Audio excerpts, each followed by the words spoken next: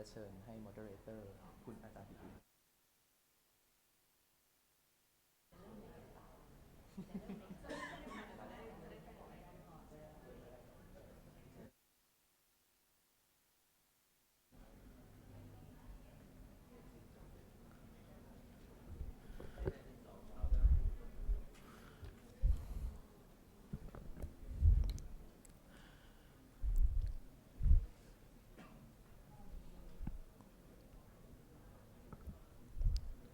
Welcome to the International Trade and Health Conference. This is going to be the last session for today that we are going to talk about the geopolitics and implications for international trade and health, the US election 2024.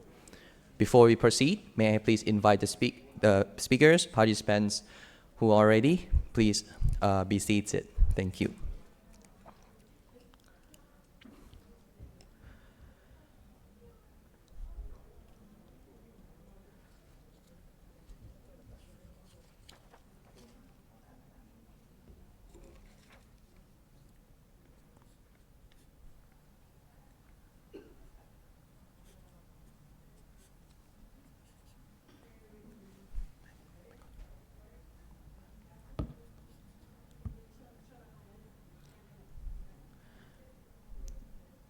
Once again, welcome to session 4 of the ITH Conference 2024.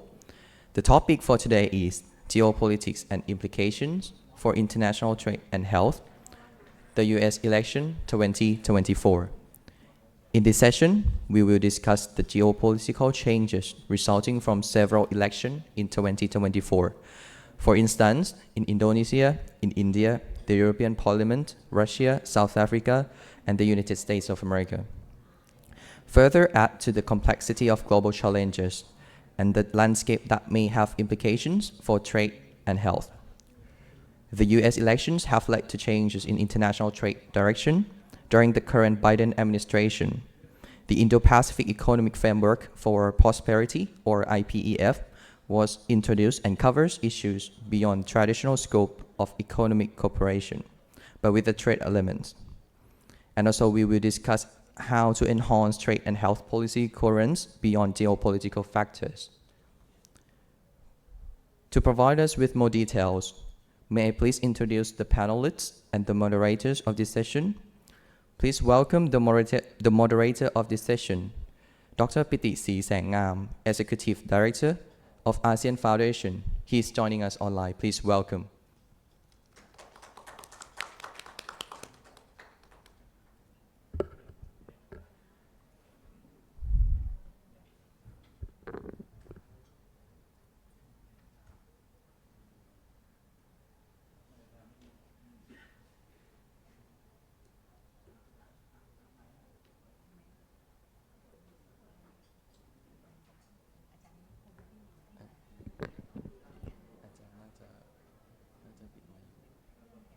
Good afternoon. Can you hear me? Hello. ทางห้องประชุมได้ยินไหม Hello, can you? ชัดค่ะ Yeah, ชัดครับ So, Okay. Excellency, participants, ladies and gentlemen, good afternoon. สวัสดีครับ First of all, I would like to express my heartfelt gratitude to the International Trade and Health Program, the ITH, and the National Commissions on International Trade and Health Studies, or the NCETS, together with the partners in making this International Trade and Health Conference 2024 under the theme Enhancing Trade and Health Policy Coherence to Support Sustainable Development. So thank you very much for making this conference happen at the right times amidst the geopolitical conflicts where health issues can become political issues. In session number 4, under the topic of geopolitics and implications for international trade and health, will be presented by 2 distinguished panelists. First, Dr. Prapi Apichat Chakot, Assistant Professor of Law from Srinakarin Virod University, Faculties of Social Science.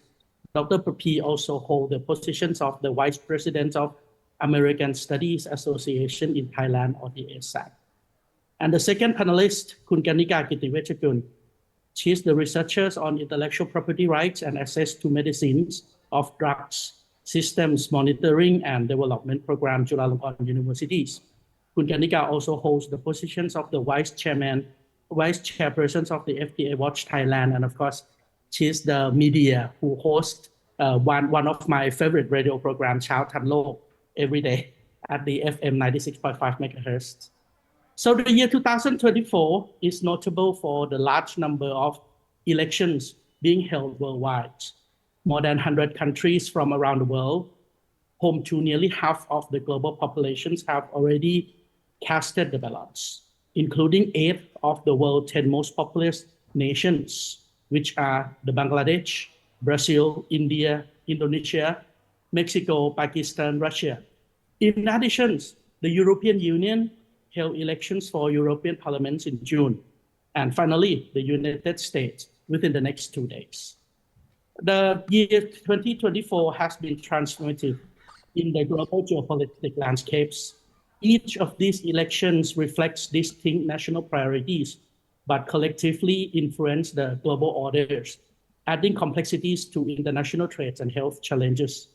In Indonesia, where I am right now, Prabowo Subianto administration has introduced a transformative agenda focused on social welfare, health, education, and economic growth.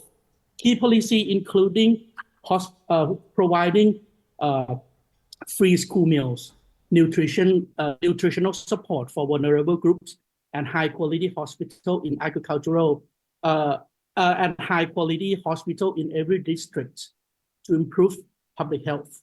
To strengthen food security, Prabowo is investing in agricultural productivities through local and national food storage systems.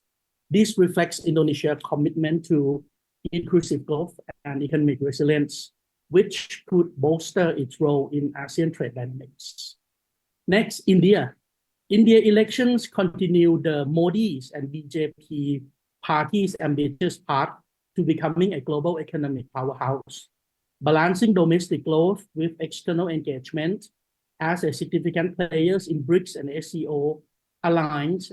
At the same time, a major strategic partners with the Western economies. India involving stance on trade, technologies, and health policy could impact global supply chain and healthcare accessibilities. Potentially reform in Indian pharmaceutical industry, for example, could affect global health costs, especially in developing countries reliant on affordable Indian generic drugs and medicines. In European Union, parliamentary elections impact the bloc's approach to international trade and regulations, particularly concerning climate policy and technology standards. The EU emphasizes on green trade and digital regulations often set global norms, influencing trading partners worldwide. Shift in European parliaments toward the more right-wing could lead to heightened trade protections and stricter health and environmental standards, potentially creating friction with non-EU trading partners and complications cross-border health initiatives. Of course, opposite to the EU, Russia. Russia elections solidify its trajectory amidst tension with the West. Moscow policy are likely to affect global energy prices and supply chain, particularly in Europe, which remain dependent on certain Russian exports. Additionally, Russia alignment with emerging economies in Africa and Asia may shift traditional alliance impact, trade policy, and access to medical supplies in these regions. South Africa, of course, the growth pole of African continent. South Africa election outcome where President Cyril Ramaphosa and his party ANC won nearly 60% of the member of parliament, signaled the nation pivotal roles in African development and its commitment to multilateralism. As the leaders of the African Union, South Africa influences trade within African Continental Free Trade Area, or the AFCFTA, and addresses passing health concerns like infectious diseases. A strengthened South African government could facilitate greater health partnership across Africa, but may also push for regional trade policy that prioritize African development over traditional Western trade routes. At this point, ladies and gentlemen, the geopolitical shift resulting from these elections underscore the increasingly interconnected natures of global trade and health. As countries recalibrate their policy to address domestic needs, international corporations become both more critical and more complex. Navigating this landscape require adaptive strategies, multilateral diplomacies, and inclusive health and trade framework to foster resilience and share prosperities. Finally, of course, the US elections has global ramifications, with new policy potentially affecting trade tariff, health funding, and international corporations. The US response to global health crisis and climate change, and its approach to trade with key partners like China, the EU, and ASEAN nations will shape international standards and access to health resources. So I will ask Dr. Prapi to tell us more about what to expect from upcoming US presidential elections. Dr. Prapi already sent us the video clip because she has to attend another important meeting. So the organizer, could you please play the video clip from Dr. Prapi, please? Good afternoon, everyone, and nice to meet you again, Professor Piti and Kun Kanika. It's my pleasure to be here today, and thanks to the National Commission on International Trade and Health Study for inviting me. Well, the US election is just around the corner now, and who knows what the result will be. So many people have been asking me who will win the elections. For me to forecast the US election this year is very difficult because most polls say the 2024 presidential race is about as close as it gets. The media are saying next and next. We currently estimate that the two candidates, Kamala Harris and Donald Trump, have roughly equal chances of winning. At this moment, one thing we can say for certain is that with either candidate, their foreign policies, their trade policies will have an effect on all countries around the world. Before going any further with trade policy, I would like to provide a brief overview of Trump's and Harris' foreign policy toward China.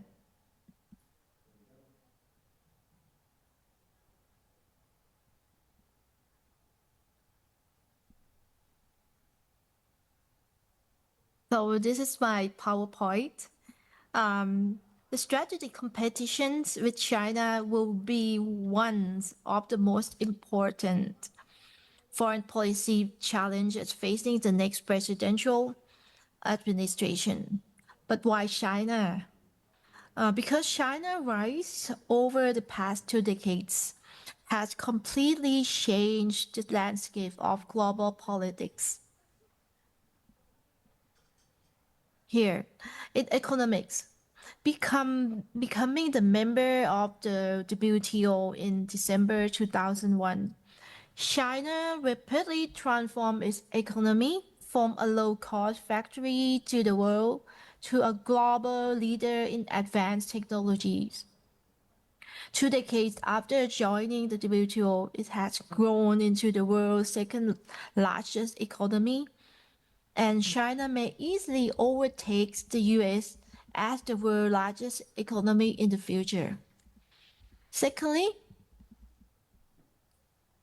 China One Belt, One Road initiative made China expand its economic, military, political, and cultural influence in Asia and globally. Next, China has more aggressively pursued maritime and territory claim in the South and East China Seas, rapidly increased the size of its nuclear forces, and embarked on the largest peacetime military build-up in recent history. The US is also worried that China might be preparing to invade Taiwan as well. So we can see now, China is a big threat to the vital interests of the United States today, and also in the future too. From this mindset, The both candidates share their similar concerns over China becoming a new superpower. So both Trump and Harris will probably want to protect the American economy, business, and workers. If Donald Trump is re-elected, he would bring back America First with trade protectionism that will restrict international trade to help domestic American history. He believed that his trade policies and trade war with China will make America great again, or we can say, or make America rich again. He used to call himself tariff man. Here, he tweeted in 2018. He used to call himself tariff man, which means he would impose high import tariff, particularly on Chinese goods, which could affect consumer prices and global trade, and also escalate trade war. What I want to talk about next is of great importance. Tariff fall within the scope of the presidential executive order. So, executive orders. So, in this context, this means the president can do anything he wants. If elected president, Trump can raise tariff unilaterally without congressional approval, and he could do it right away. Anyway, we cannot predict the scale nor the scope of Trump tariff, but we have a pretty clear idea that Trump would deliver something most likely starting with China. For Kamala Harris, from her campaign, her administration will be likely maintain the Biden trade policy. It would likely continue to use tariffs, which mostly focus on China, some Chinese imports. Probably she would pursue a targeted trade policy centered on national security and green technologies. At this point, you may ask the question, what will be the impact of the post-US election have on trade? The outcome of the US election will determine to a great extent the importance that tariffs will play as a US policy tools over the next 4 years. The impact can be seen in the form of new tariff proposals. Also, competition will be more intense with China in either the Trump or the Harris administration. Other international trade initiative and agreement. Trump administration is more likely to use unilateral action and be less responsive to opposition from allies. Trump is also more likely to pursue negotiations of trade deals with tariff as leverage.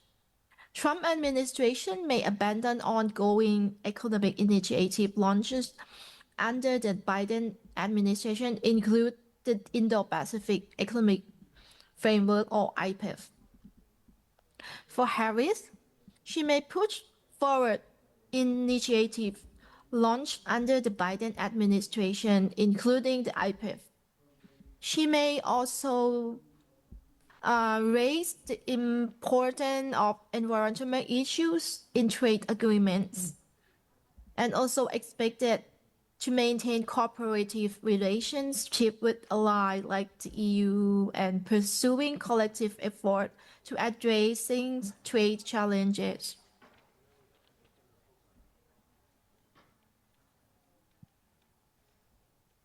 Well, that's all I have for you today. I hope that I have offered some information that useful. And again, thank you for allowing me to speak today. Let's just wait and see what happens next after the election.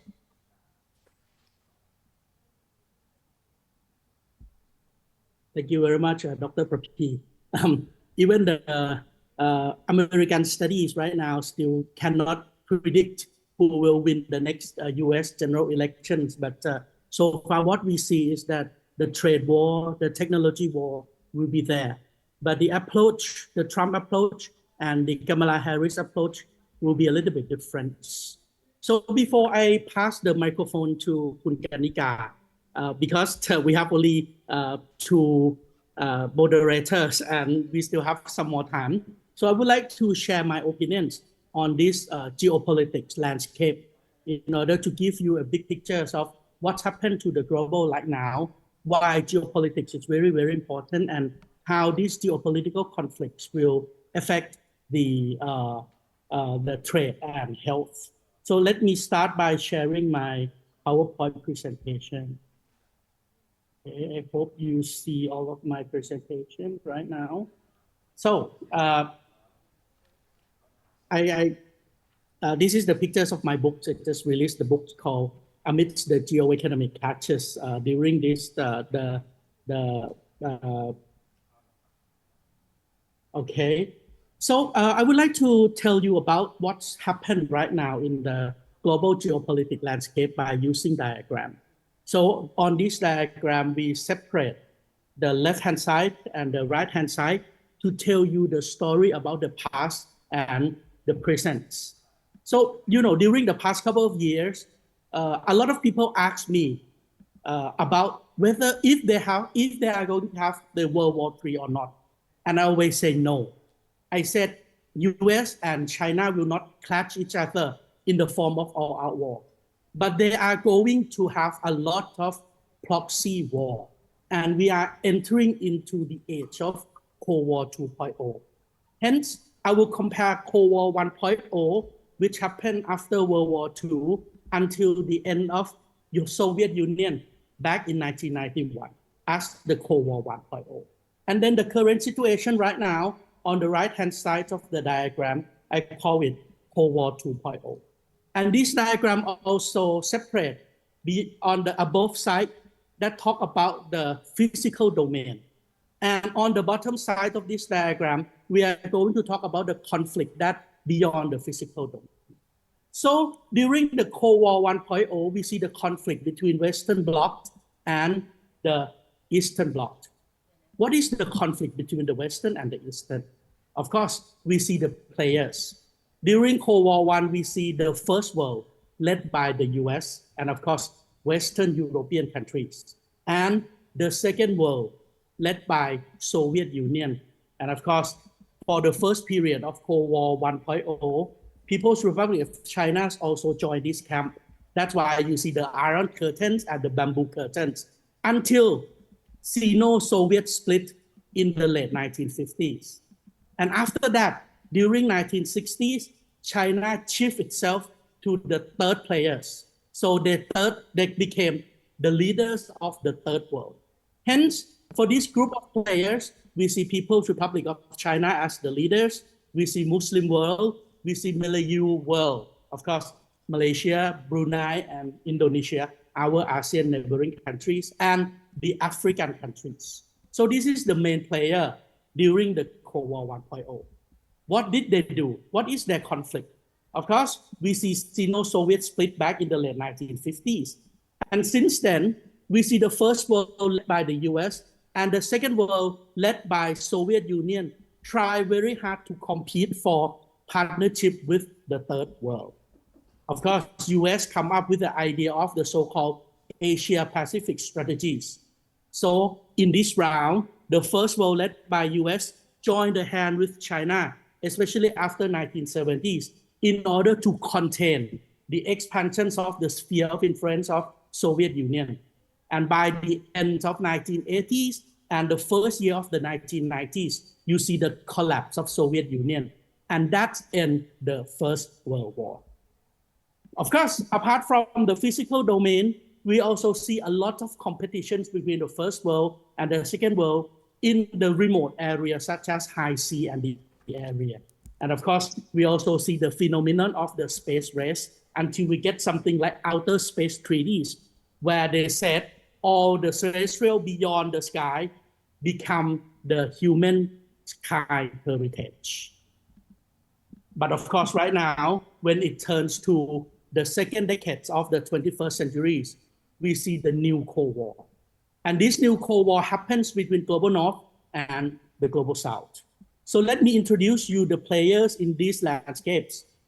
The first world in 1940, 1950 now become the Global North, led by the US. And of course, they have the influence, they have the sphere of influence in terms of economic corporations. You see the corporations of the so-called OECD. And for security corporations, you see North Atlantic Treaty Organizations or NATO. But for the second player, you see China, who used to be the leaders of the third world. Now they are the leaders of the Global South.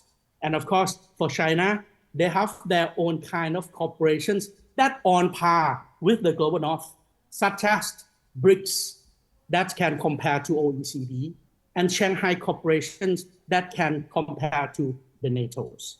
And of course, we see the third players. These third players now become the Muslim world, or the OIC, Organizations of Islamic Countries. This is the second largest international organization just after United Nations. The main player in this Muslim world, of course, we are talking about countries in the Middle Eastern and Persian Gulf. We talk about Malay and Malayu world. And of course, we also talk about North African countries, especially along the strip of Sahel, just under the Sahara deserts. So what is the conflict between this group? We see the competitions between Global North versus Global South in order to compete each other for partnership with Muslim world. That's why you see the change of Asia-Pacific strategies into Indo-Pacific strategies. And of course, nowadays, the conflict in terms of geopolitics will be fighting each other via the tools of geoeconomics. For example, we are going to see the competitions for natural resources under the seabed, high sea, and the area, as well as the sea route that will conquer the logistics that link Asia to Scandinavia via North Pole, either by eastern route of Russia or western route of the US. And of course, the space race right now will become the so-called astropolitics, the geopolitics of the space. They even compete on the geostationary on the Earth orbits. And not only Earth orbit, now they are talking about the competitions to gain more allocations on geostationary over the moon orbit as well. Hence, as you can see, the complexities of this world, Cold War II will be more and more complex, especially in the intangible world, such as the cyberspace and the digital realm. And not only beyond the physical domain. When it comes to trade war, technology war, and even international health, we are also see the major ways in which geopolitical conflicts are affecting this critical area. To begin, geopolitical conflicts often leads to severe disruptions in global supply chains. Conflict gives rise to sanctions, embargoes, and other trade restrictions that can delay or completely halt the movement of goods across borders. This affects nearly every sector, from technologies to automotive industry to agriculture and pharmaceutical. When key resources like oil, gas, and minerals become restricted, global production slows, prices rise, and ultimately, it is consumers worldwide who bear the burden, who bear the brunt. So we have seen this play out time and again in conflict involving major resources producing countries, especially the Middle East, the South Asian, the ASEAN countries, and the Latin America. We have seen this play out time and again in conflicts involving major resources producing countries. And it reminds us just how intertwined our economies have become. A second consequence is increased costs and inflations. Trade restrictions, trade war, either by Trump or by Harris, will drive up the transportations and production costs, which quickly translate to price hike for end products. Energy price, in particular, often surge during conflicts, which then affect a wide range of industry reliant on affordable energies for manufacturing and transportations. As costs rise across the board, inflation follows, impacting households everywhere and creating even greater disparities, inequalities, wider gap of income distributions for those in lower income countries who are least equipped to handle it. And of course, turning to the health, the impact on health systems and access to care. Geopolitical conflicts strain health systems, especially in the regions directly involved. Supply chain of medical supplies are disrupted. Let's see what's happened in Israel and Gaza Strip right now, making it difficult for hospital and clinic to access essential equipment and medicine. Additionally, health risks rise dramatically in this conflict area. Overburdened hospitals struggle to address not only the injuries and trauma directly related to the conflict, but also routine health needs and mental health crises. Such strains can lead to critical gap in care, threatening the health of entire populations and often having spillover effect as the displaced populations, the refugees, carry health needs to its neighboring area. Conflicts also destabilize global food securities, particularly when they involve major agricultural producers. Trade restrictions and disrupted transport routes often leads to food shortage and inflations in food prices. We have seen this in recent years, with conflicts impacting grain export, especially from Russia and Ukraine, which has led to increases price. For example, instant noodles in Thailand, the price go up significantly, and the shortages in these vulnerable regions. Malnutrition become a severe risk, particularly in developing countries and least developed countries, where people are already living on the margin near poor conditions. In this way, conflict have an insidious effects, endangering not only individual livelihoods, but also the basic stabilities of the societies. And then as the academic, right, I work with Chulalongkorn universities. Hence, these geopolitical conflicts also create the critical issues. Another critical issue is how conflict delay innovations and knowledge sharing. Internationally, collaboration is essential for advancement in areas like medical research, environmental science, and technologies. However, during these geopolitical conflicts, partnership can break down. For example, scientists from China cannot work with scientists from the US. This is just the beginning of the example. Hence, the partnership can break down. And restrictions on sharing data, sharing technologies, and the expertise become more common. The sharing expertise, the non-sharing expertise become more common. And restrictions on sharing data, technologies will slow the progress in so many areas, delaying the solution to processing global challenges. When the pursuit of science and technology is hampered by politics, everybody lost, right? And then number 6, geopolitical conflicts also give rise to public health crises. Displaced populations, often houses in crowded and unsanitary conditions, become especially vulnerable to the spread of infectious diseases. With health system in conflict area weakened or even destroyed, containing disease outbreaks become nearly impossible, putting only the local populations at risk, but also raising the threat of international pandemic as well. In today's interconnected world, a health crisis in one region can quickly ripple across the globe, like what we experiences from the COVID-19. So this event underscoring the needs for robust and cooperative health systems.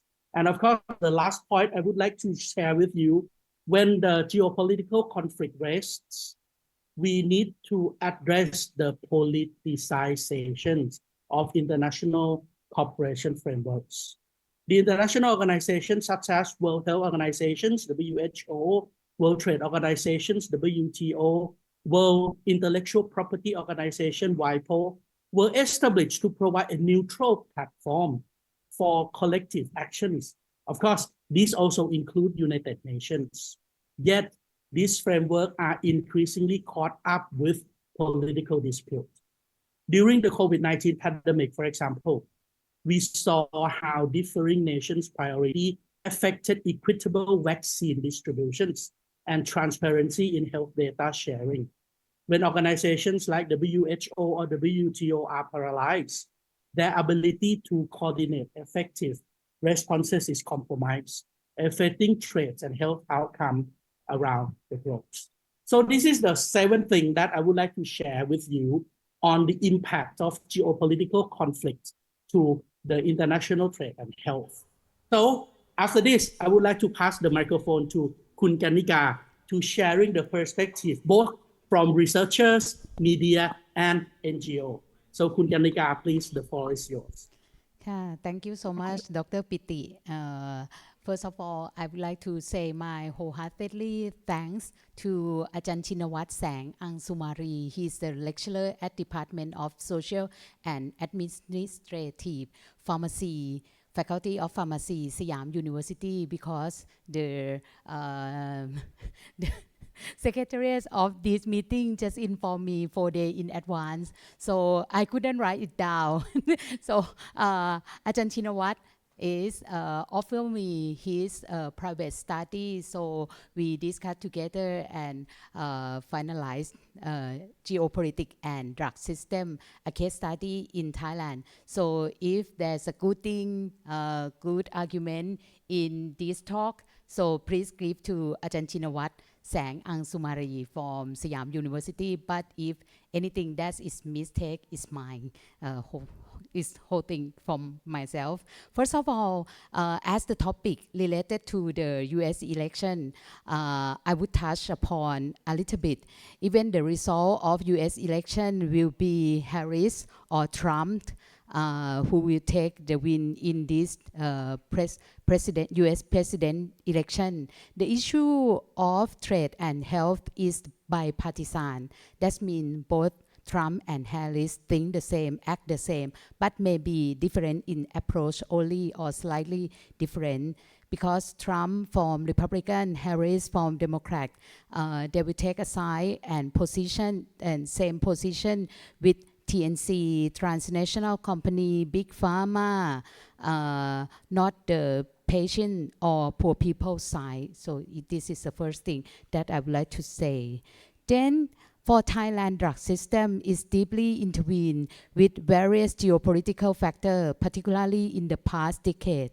Shift in international power dynamic have significantly influenced drug accessibility and pharmaceutical security in Thailand. Rely on pharmaceutical raw material from major producers like China and India, which collectively supply over 80% of import. Has created vulnerability within Thailand's supply chain.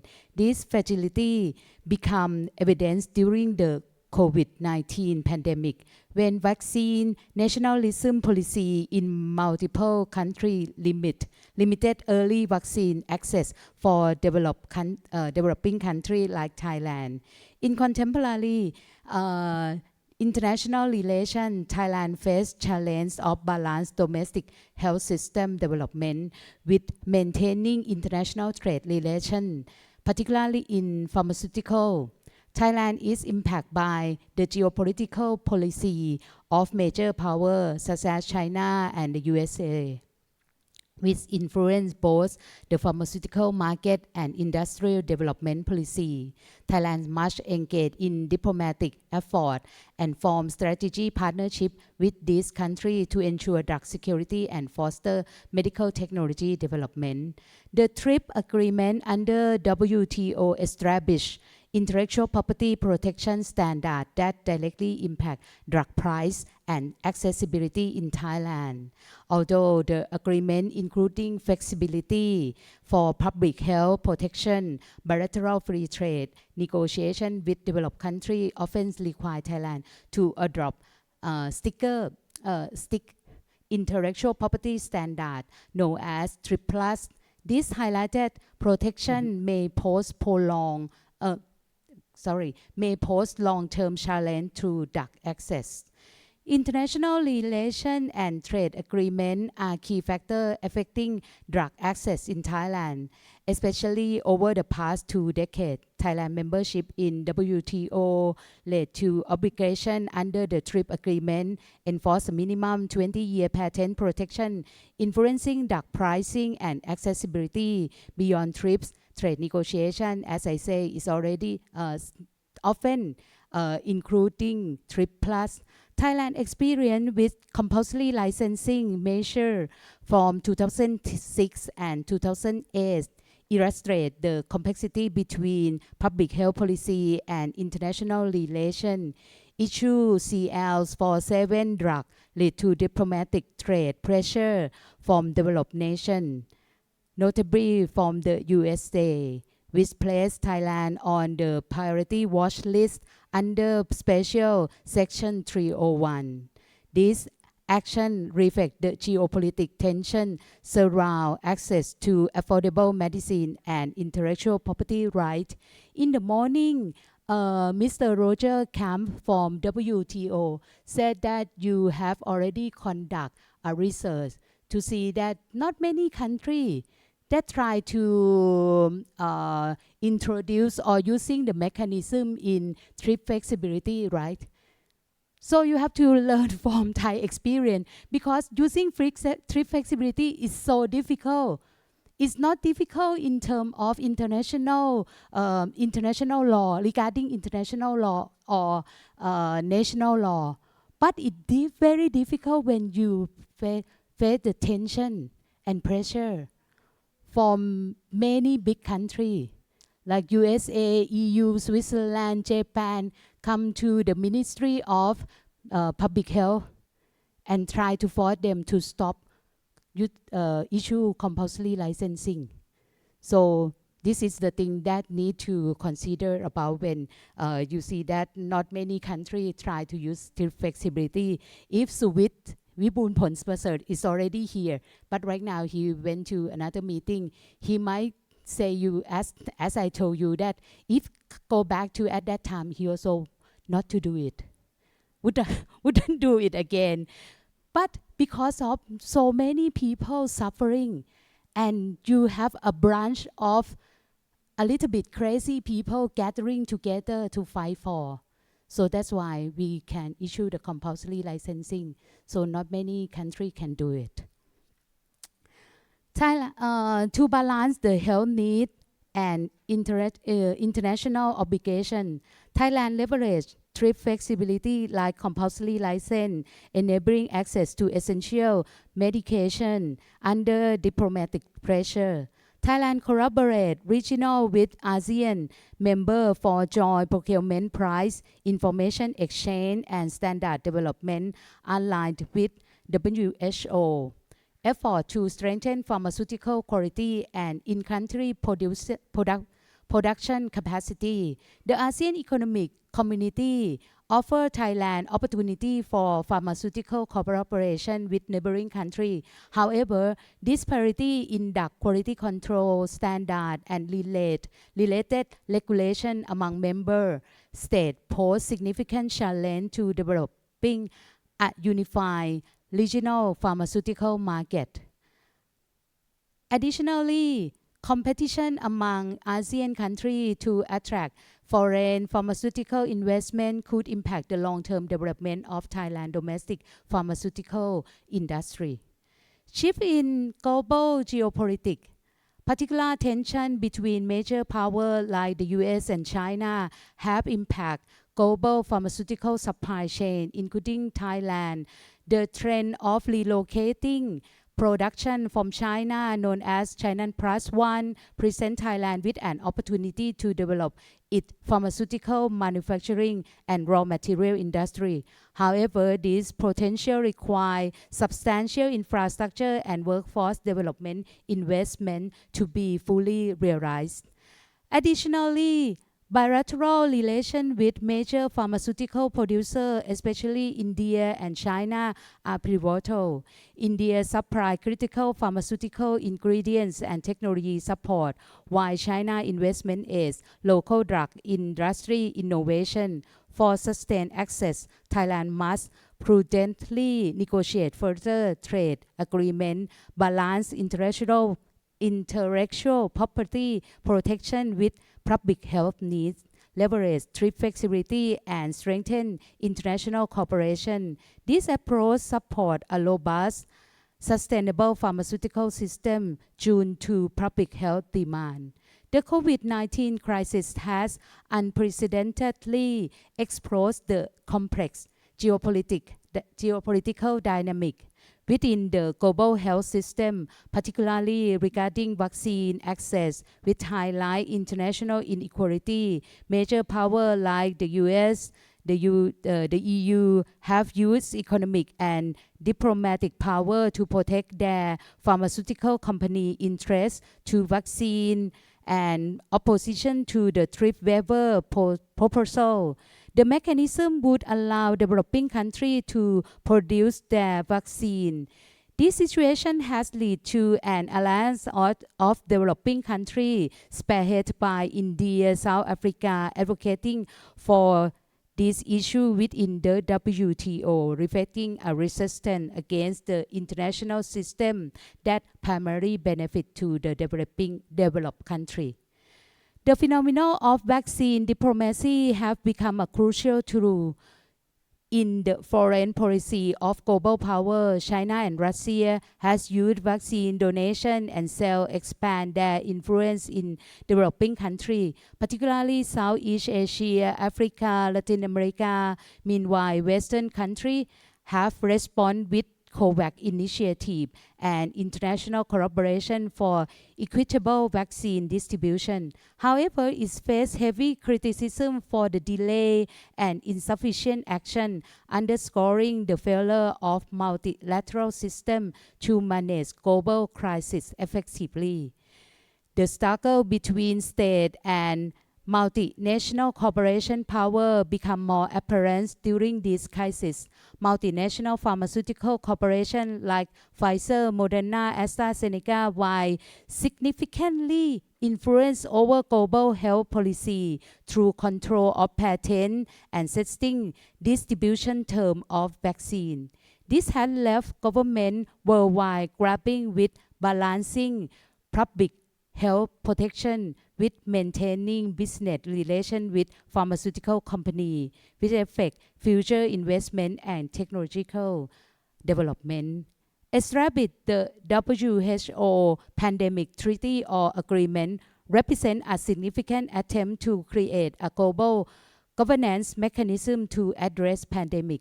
However, it faced challenge from the clash between national sovereignty and the necessity to tackle global issues. Countries are concerned about losing decision-making authority over public health to international organizations while recognizing the need for more effective collaborative mechanisms.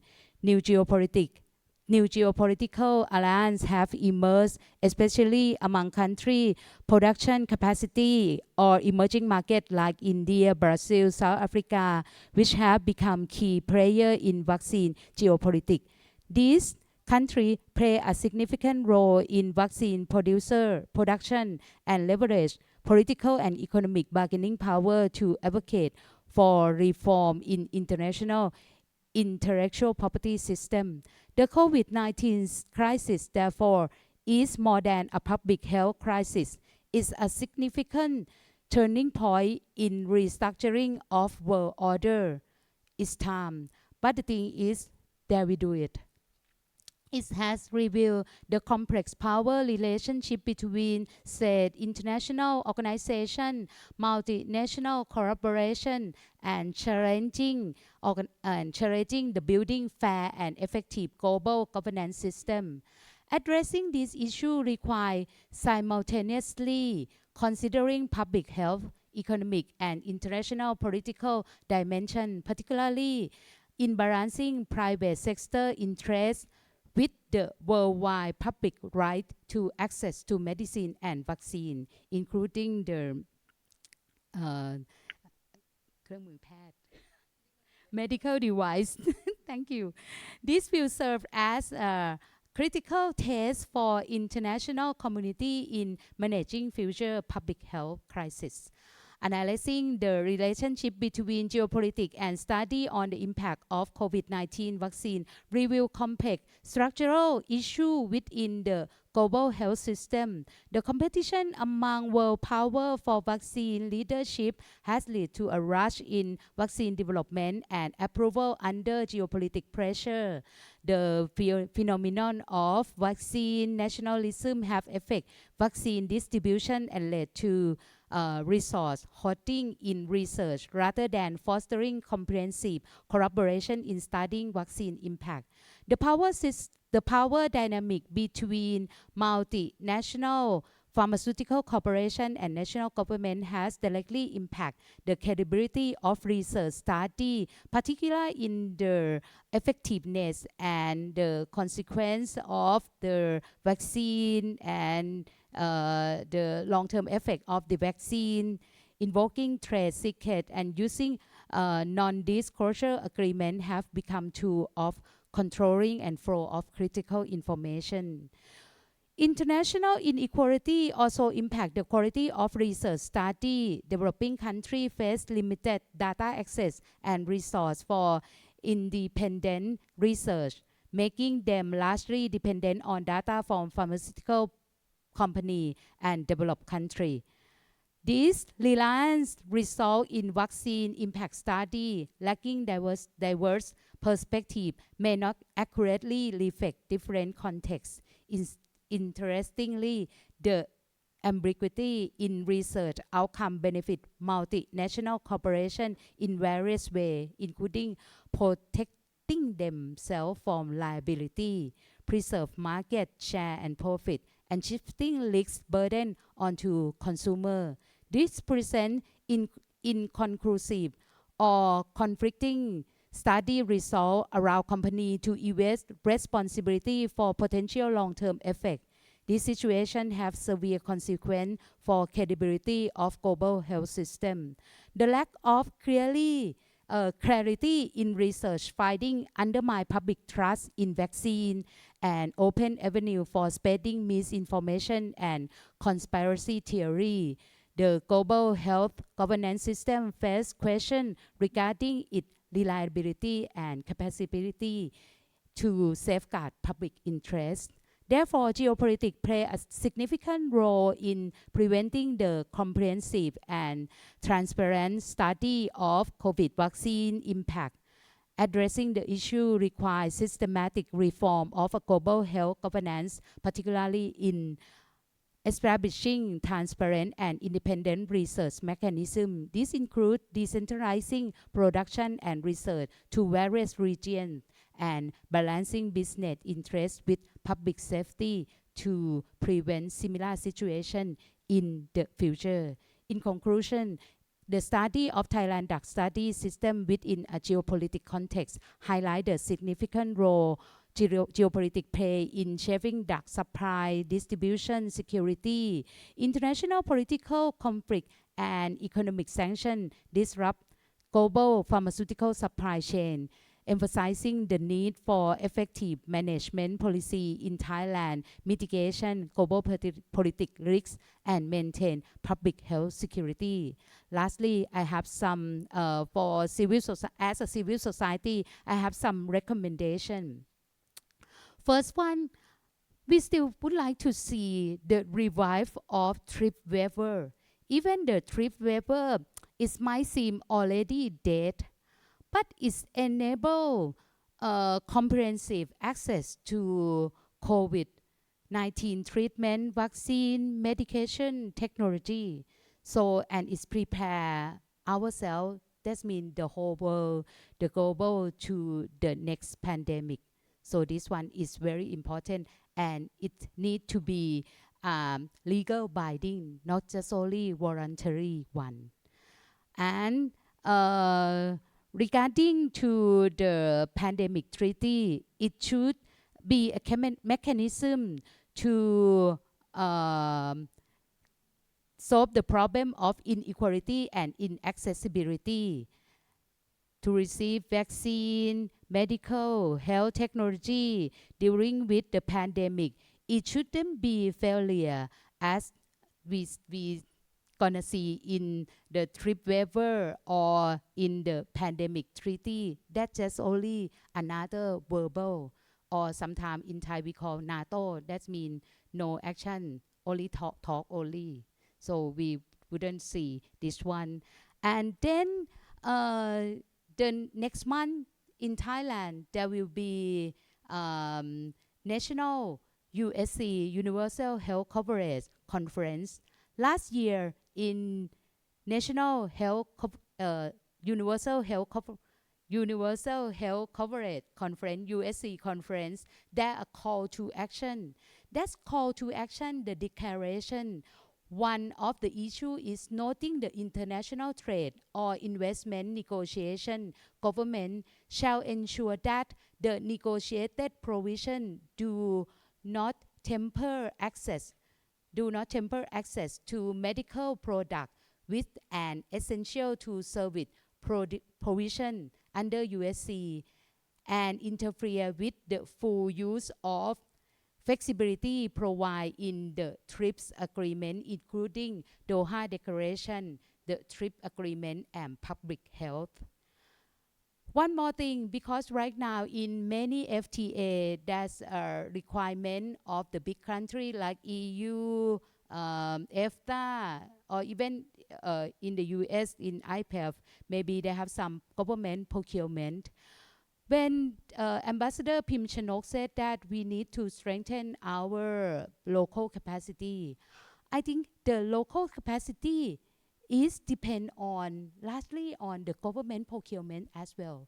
So that's why the negotiator need to be very careful when you negotiate the government procurement. You have to consider about how to keep or revive or to sustain the local capacity, not just solely competition only.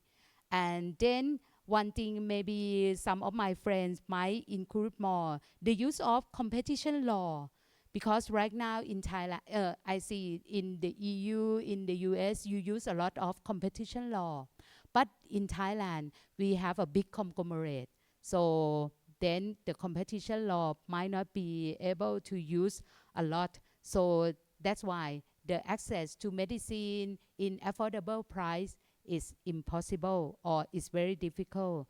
And then lastly, I want to say, like Vera Quest said, that if there is nothing, don't destroy the thing that we have right now. Thank you. Thank you very much, Khun Kanika, for sharing the perspectives from the perspective of media researchers and NGOs who touch upon these issues for a very long time. And as you can see, theoretically and practically, it's a little bit different, especially when it comes to the issues of intellectual properties.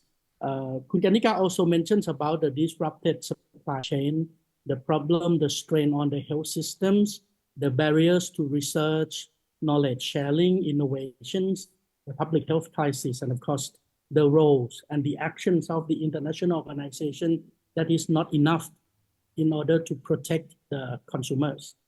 So I think this is all from three of us, the panelists. I will open the floor for questions and comments. So if you have comments, if you have questions, please raise up your hand. One of our staff will run the mic to you. Or if you are online, you can also put your comments or questions into the chat box as well. I think we have enough time to accommodate 2-3 questions, please. Thank you very much, Dr. Piti. Hello. I thought I was going to see you here, but you're in Jakarta. I'm going to go out and buy your third book tomorrow afternoon. Okay, and thank you very much. Sorry. For this topic, of course, I'm very hesitating to take the floor because I have the ambassador's hat, but well, I will still say the first thing wearing ambassador's hat is every time I hear people talking about WTO, WIPO, WHO, and how things are not moving, and that this and that is not good, you know, detrimental to health and things. Just I'm not giving excuse, but I'm just gonna clarify again that it is not the WTO or WIPO's or WHO's fault that things are not moving. They are the secretariat. They are an organization. The fault is with ambassadors and negotiators like me. Okay, so that is the first thing I want to clarify. When there's a TRIPS agreement of the WTO, the pandemic treaty negotiation, and the WHO, of course, they are the forum that we talk about this. But people who are there who talks about things like who negotiate, they are the negotiators. So you know, just maybe. Yeah, I want to emphasize this. What I'm saying that is that because of this, geopolitical is actually very important because it affects domestic policies, which then again, domestic policies determines international negotiating positions. And so I'm sure that no ambassadors want to talk about this because it will touch upon domestic policies of many countries. But for the U.S., let me just say the implications that may have on two aspects only. The first thing that I see U.S. Result will determine is their role in multilateral negotiations. Everybody in the field, we know that if President Trump is back, he could resign or he could leave the multilateral negotiation very quickly or not. I think the Congress has put in some mechanism, but we wouldn't know what he might decide to do. If it were to have a President Kamala Harris, maybe she may not leave the negotiating table so soon, but I'm still not sure how engaging the U.S. Will be in multilateral and international forum. And as we talk about this since in the morning, health care and health problem, pandemic is so important. It's a global issue, and therefore it requires a global cooperation. So without one major members, then we may not be able to address the problem very quickly. So it has very important implications. And my third point is that another area where I foresee the implication is on innovation and research. And I'm not saying protection of patent only. You know, the whole thing. President Trump has kind of his thought on international relations is quite how shall I put it diplomatically? He has his own unique way of looking at international relations. So we will have to see what he decide on cooperation in technology, in doing research and work with other countries. So of course there are other areas where the different president will have impact on that, but I just want to say that. But once again, geopolitics is very important for me because it determines domestic policy, and I'm sure that Dr. Piti would agree with me on that. Yeah, thank you. Thank you very much, Excellency, for sharing the comments. And I think we consider this impact a lot, and that's why we must work together towards solutions that prioritize cooperations, transparency, and resilience. as the very, very important thing in order to make the existing, right, the thing that already exists, like the international organizations, to be able to run it, function properly. Are there any comments and questions from the floor? I don't see one on the. Oh, Yeah, I see. had another question actually in the comment. My name is Chalam Sak from the Thai Network of People Living with HIV/AIDS. We are civil society. Thank you for the information that provided by the speaker in the aspect of the geopolitical.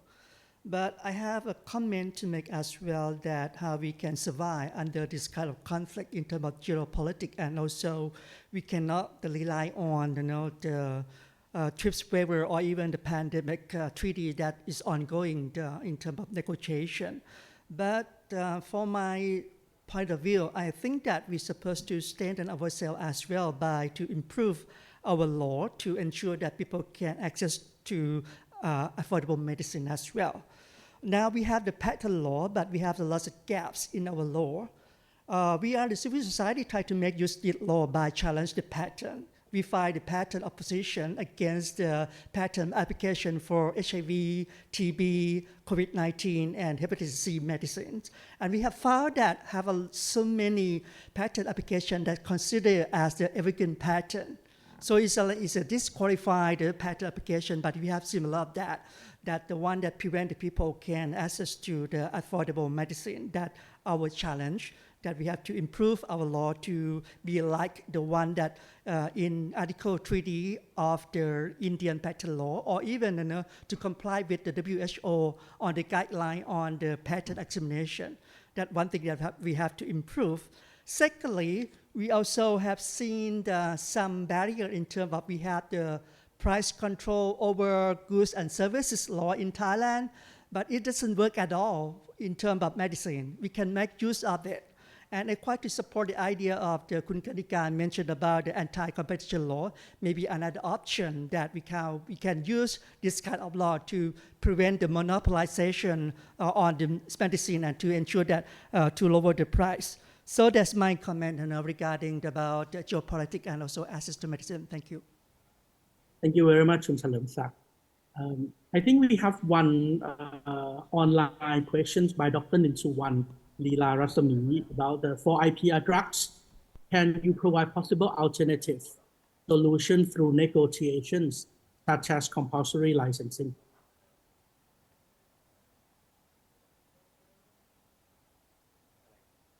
So are there any other possible alternative solutions in order to, both protect the IP as well as allow us to be able to protect ourselves when there's the case of pandemic?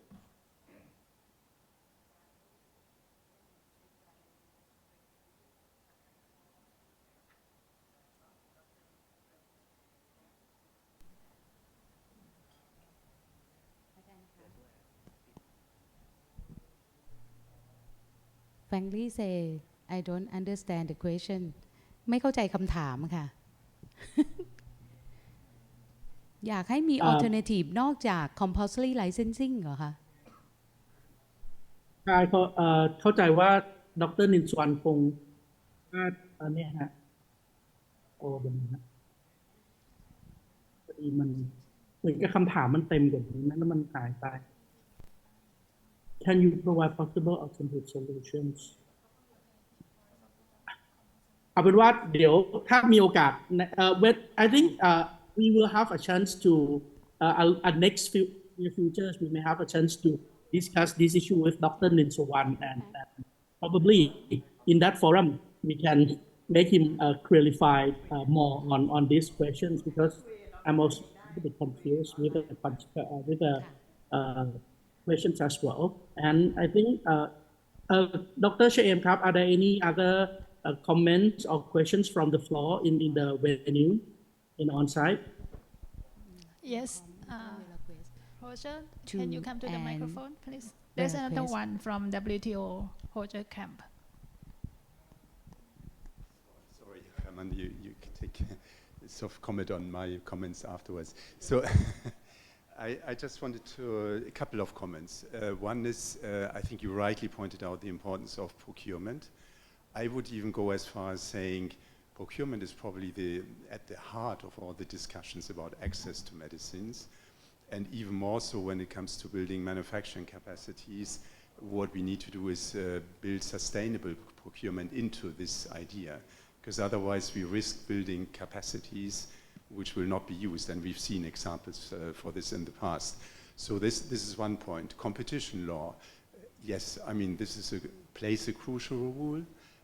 I think in many countries we are still not there in the sense of having authorities which are well equipped to deal with competition issues. But what I think personally would be very interesting, to not limit the look at competition law enforcement, but also make sure that different departments in the country get together and discuss competition policy, because that is where, in the end, you have the best place of entry to deal sort of with anti-competitive practices and so on. And then final comment on flexibilities.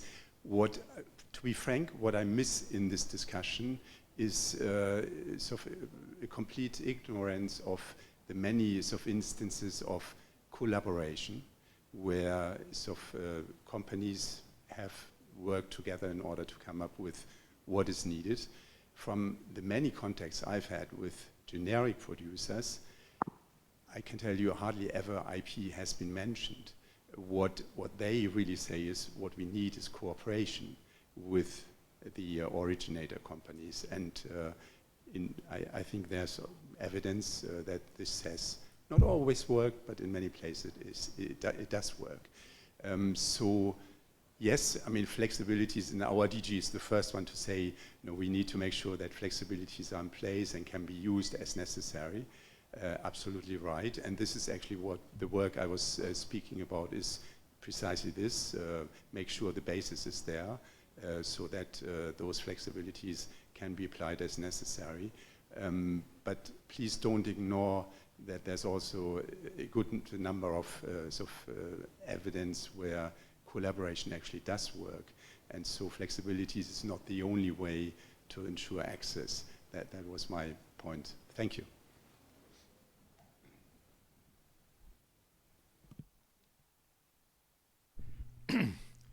Yeah, I have very short 3 comments, but first I wanted to react to the very nice intervention of the ambassador, because it's very nice that you are putting the problem in the ambassadors and the representative of developing countries, but I am going to say something that you cannot say, ambassador. I have been in Geneva 30 years, and I have been observing the behavior of the Secretariat of WHO and WTO and others. And this Secretariat, there is a problem in this Secretariat because the neutrality is not very clear. Very often you see these Secretariats supporting the push and the views of the European Union and I have plenty of examples during 20 years in WHO how the Secretariat was trying to help the US interest. The 3 short comments is, the first one is I am very positive surprised that this item is in the agenda of this meeting. I remember thinking in my old time in WHO, if you were going to put a kind of item, they are going to say, no, this is politics, don't enter on that, don't mix. And I think that is very important because it's a real, these facts, the elections in the US and the elections in the European Parliament are going to have an impact, of course, in what we are discussing. I'm going to comment only on the Pact of Health and the possible treaty on the US elections and the European Parliament.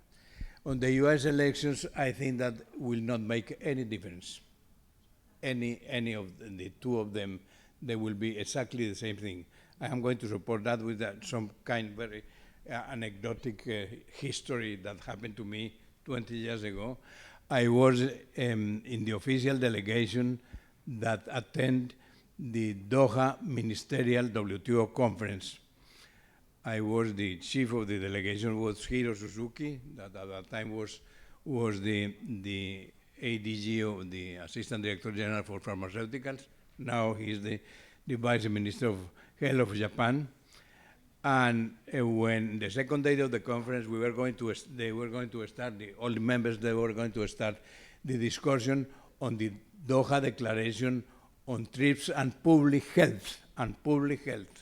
We were in the room, and at one point, the WTO Secretary announced that the meeting was going to pass to informal mode, and we had the director at that time of the IP division of WTO came to us and requested us to leave the room.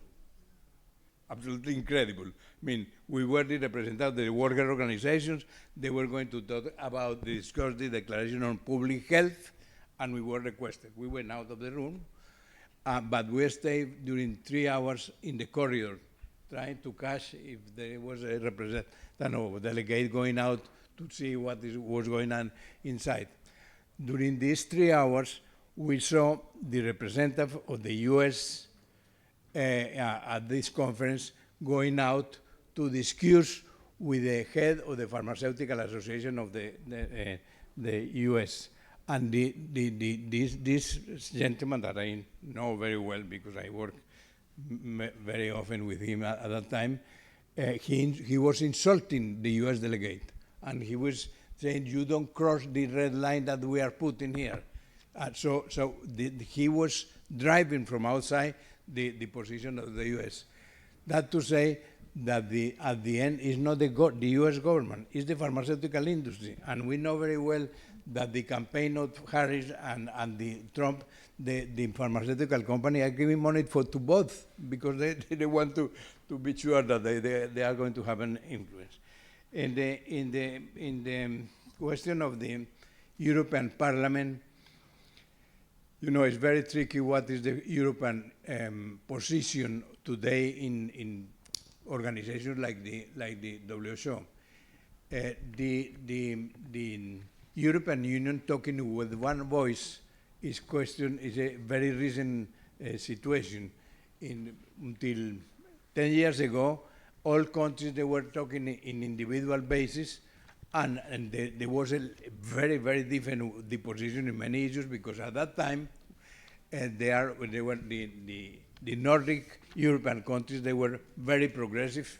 I'm talking about in subjects as access to medicine, and the thing so was very interesting. Today, if they are talking in one voice, this voice is the position of the Germany, France, and Italy, mainly because now today, these days, the Netherlands, for example, also.